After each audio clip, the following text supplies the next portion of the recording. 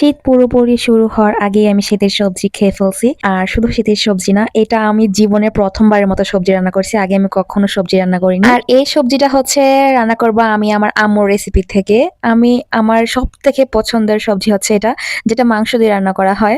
আর আমি আজকে সবজিগুলোর মধ্যে নিয়েছি পেঁপে, গাজর, ফুলকপি, সিম আর আলু। আর আমি নরমালি ফুলকপি রান্না করার আগে হালকা একটু ভাপিয়ে নিই, কারণ এর ভিতরে পোকামাকড় থাকার সম্ভাবনা থাকে।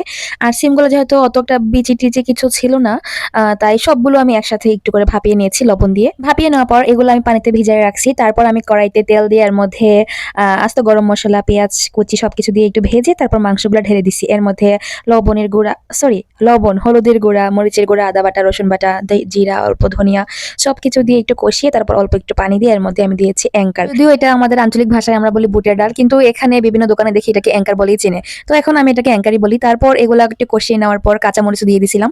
এরপর ভাপিয়ে নেওয়া সবজিগুলো দিয়ে সুন্দর মতো অনেকটা টাইম নিয়ে কষাই নিব। আসলে আমি ভাবি নাই যে আমার এতগুলা হয়ে যাবে, প্রায় এক কড়াই হয়ে যাবে। যদিও আমরা যারা স্টুডেন্ট আছি তারা একসাথে কখনো এতগুলা সবজি একসাথে কেনা হয় না, এতগুলো রান্না করা হয় না। কিন্তু আমি যতটা সম্ভব কম কেনা ট্রাই করছি। সবগুলো একসাথে করতে গিয়ে দেখেছি অনেকটা বেশি হয়ে গেছে।